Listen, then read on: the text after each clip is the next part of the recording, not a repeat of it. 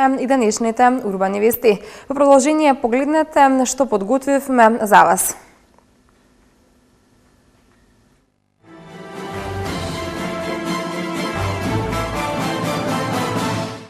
За 6 месеци булеварот Теодоси Гологанов ќе биде комплетно реконструиран. Се гради игралиште за деца со посебни потреби во Ѓорче Петров. Во тек е реализација на проектот Безбеден пристап до училиштата во општина Газибаба. Фирмите од утре со задолжително електронско пријавување и одјавување на здравственото осигурување.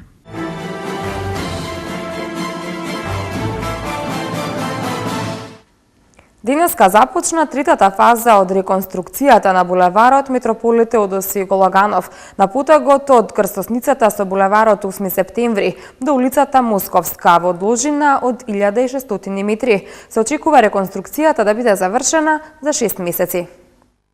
Денеска започна третата фаза од проширувањето и реконструкцијата на булеварот Митрополит Теодоси Гологанов. Стартот на градежните работи го означија премиерот Никола Груевски, градоначалникот на град Скопје Коце Трајановски и градоначалникот на општина Карпош Стефчо Јакимовски.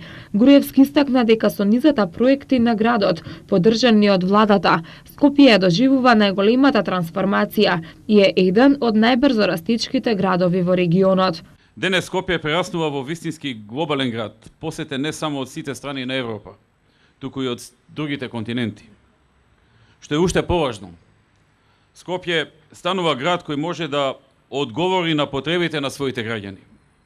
Како еден од најбрзо растечките градови во регионот, Скопје забрзано се претвора во град со динамична демографија и континуирана урбана експанзија. Бројот на скопјани секојдневно се зголемува, како што се зголемува и бројот на посетители на градот. Тоа значи повеќе возила, повеќе урбани објекти, повеќе населби и поголема потреба од координација на градското функционирање. Благодарение на визијата на градоначалникот Коце Трајановски и неговиот тим, Скопје е град кој умее од своите најголеми предизвици да создаде предности и основа за иден развој. Градоначалникот на град Скопје Коце Трајановски изјави дека со овој проект сигурно се чекори кон остварување на сликата за Скопје со широки и проточни сообраќајници, кои на граѓаните и посетителите ќе им овозможат безбедно да се движат и за пократко време да стигнат на посакуваното место. Уште во првиот месец од 2014 година означуваме почеток на уште еден капитален проект на градот Скопје, проект за проширување и реконструкција на третиот дел од булеварот Митрополит Теодоси Гологанов. Со овој проект сигурно чекориме кон остварување на сликата за Скопје со широки и проточни сообраќајници кои на граѓаните и на посетителите ќе им овозможат безбедно да се движат и за пократко време да стигнат на посакуваното место. Според проектот, третиот дел од булеварот Митрополит Теодоси Гологанов ќе се проширува на потегот од крстосницата со булеварот 8 септември до улицата Московска во должина од 1600 метри и оваа делница ќе се проширува од јужната страна. Со проширувањето, оваа сообраќајница ќе добие 4 коловозни ленти по 2 по секоја насока. Коловозот ќе биде асфалтиран со завршен слој сплит мастик, една од најквалитетните асфалтни состојки од еруптивно потекло и полимер на вкупна површина од 19.500 метри квадратни. Заклучно со последната реконструкција, градот Скопје инвестираше околу 250 милиони динари за проширување и урбано уредување на овој булевар.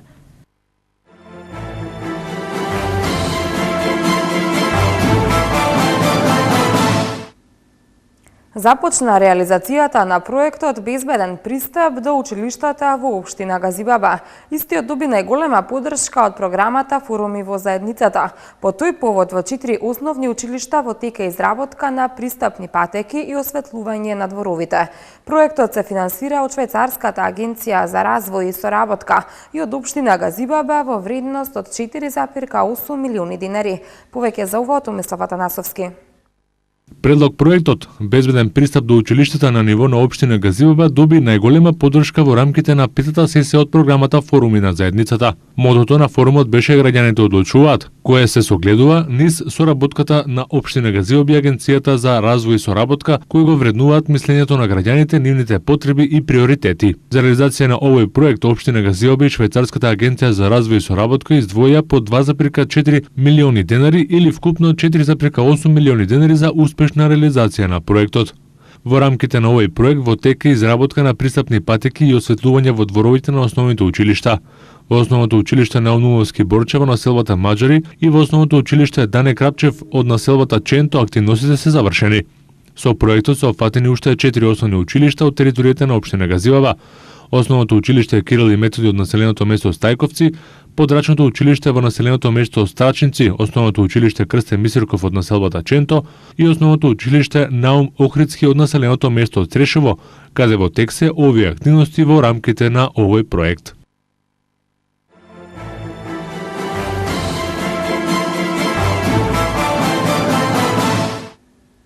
Игралиште прилагодено за деца со посебни потреби е најновиот проект на општина Ѓорче Петров. Покрај игралиштето, градежни екипи работат и на реновирање на училиштето Мирчацев. Во општина Ѓорче Петров интензивно се работи на подобрување на образованието.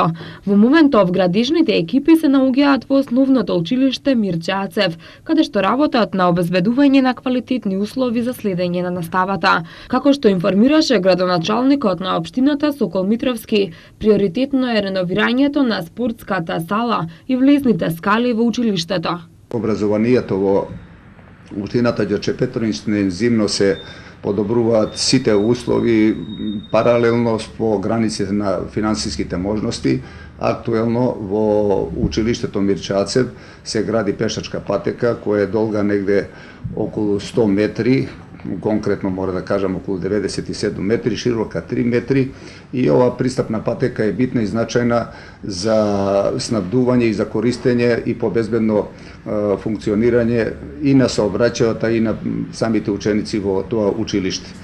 Со изградба и зафат кои се има и пристапни рампи за хендикепираните лица во самото училиште, значи тоа е еден друг зафат кој исто така во скоп на овој проект се реализира, и сакам да напоменам дека целосно влезните скали во училиштето се целосно реновирани и оспособени да можат учениците на вистина после 40-50 години овој зафат се реализира со подобрување на временските прилики, ќе биде целосно, да кажемо, современи, ќе го добијат финалниот лик, така да учениците од училиштето Мирчацев со овие содржини и со тие зафати кои беа во минатото изведени, како што е зафатот на реновирање на спортската сала, на вистина добија целосно реновирано и оспособено училиште, модерно, современо, кое на вистина дава извонредни услови за едукација на најмладата популација во општината Ѓорче Петров. Посебно место во општинските проекти заземаат и потребите на децата со инвалидност. За таа цел се опремува игралиште за деца со посебни потреби на површина од 380 метри квадратни со вкупна вредност од 800.000 денари. Општината Ѓорче Петров во текот на овој период, благодарение на временските услови, продолжи со доопремување или докомплетирање на игралиштето кај во урбаната заедница Ѓорче Петров. Тоа е игралиштето до надвозникот во општината Ѓорче Петров. Таму покрај другите содржини кои во минатото беа изградени, значи мултифункционалното игралиште, теретаната, други содржини кои се неопходни за спортска рекреација на граѓаните, отпочнавме со изградба на игралиште за деца со посебни потреби. Ова е навистина зафаќа површина негде околу 400 метри квадратни. Предвидена е гумена подлога за тие деца кои ќе ги користат и одредени справи кои се предвидени, мора да кажам, со проекти за деца со овакви посебни потреби. За едно 10 дена целосно ќе биде игралиштето завршено и ќе биде дадено на употреба на граѓаните на општината Ѓорче Петров.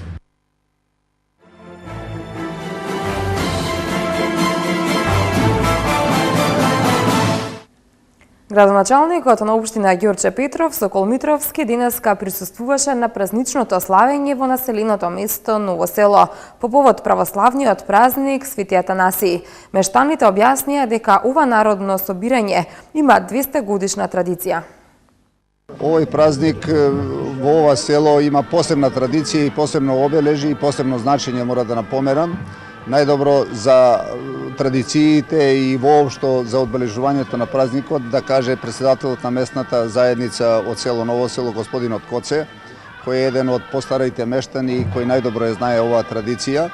Иначе се наоѓаме во просториите на местната заедница на општината Ѓорче Петров, во една заедничка просторија со црквениот одбор на ова село, и пред 2 години се реконструираше, се реновираше и без обзир што е ова, да кажам, местна заедница на кој држиме состаноци и решаваме бројни прашања кои се поврзани со животот на граѓаните од ова населено место, овдека се празнува и ова традиција која навистина граѓаните со пиетет говорат и се гордеа со оваа традиција, затоа што, поново нагласувам, е единствена традиција која се одбележува на оваков начин можда на просторот во Република Македонија. Овој курбан се дава од времето прадедовци што ни кажувале дека ова било една обична џунгла со дрва, децата не траеле, не се ширело село и на еден му се станило да заколе еден курбан и од тогаш,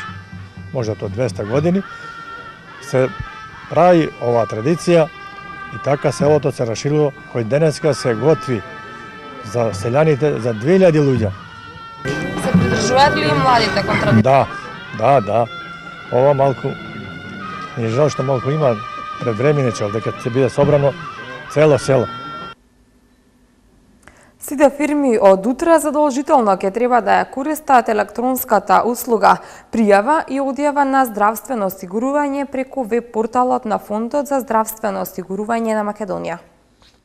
Директорката на Фондот за здравствено осигурување на Македонија, Маја Парнаџиева Змејкова, изјави дека електронската услуга за фирмите е воведена во декември и тие пријавувањето и одјавувањето на вработените и нивните семејства наместо во подрачните служби на фондот може да го прават од својата канцеларија, зашто треба да имаат овластено лице кое има активна електронска здравствена картичка и читач кој чини околу 600 динари. Во Македонија има 75.000 фирми, од кои 70.000 се активни. Од нив само 2.000 фирми доставиле овластување и почнале да ја користат оваа алатка. Директорката на фондот упати апел до сите фирми во најскоро можно време да достават само едно овластување од свој вработен кој има електронска картичка за да може да се регистрира на веб порталот на фондот и потоа да не доаѓаат во подрачните служби и да прават пријави и одјави. Парнаџиева Змејкова укажа и дека во моментот имаат голема активност околу дистрибуирање на електронските здравствени картички и дека од понеделник почнува годишната пререгистрација на 220.000 граѓани во државата, кои добиваат придонес платен од Министерството за здравство, но за да го добијат треба годишно од 1 февруари до 1 април да дојдат во фондот и да достават изјава дека имаат ниски приходи. Населеното место Ржаничино во општина Петровец ќе добие канализациона мрежа. Општина Петровец распиша тендер за изведба на канализациона мрежа во населеното место Ржаничино. Значи се работи за проект од што фаќа поголем размер. Значи комплет целото село Ржаничино, населеното место Ржаничино од влезот до излезот ќе биде поставено канализациона мрежа со спојување на 3 локални улици. Проектот е во висина од 400.000 евра. Значи исто така, значи овој проект, ова канализација ќе го поврзува и дел од населеното место Петровец. Очекувам значи некаде за 20 дена да заврши целата постапка на огласот и некаде после овие 20 дена најповолниот изведувач на градежните работи да ги започне значи активностите на терен. Македонската кошаркарска репрезентација ќе биде во вториот шешир на ждребот за квалификациите за Европското првенство во Украина 2015 година. Пари Сен-Жермен го доведе Јоан Кабаје од Њукасл во своите редови. Повеќе за спортските вести виднаш по рекламите.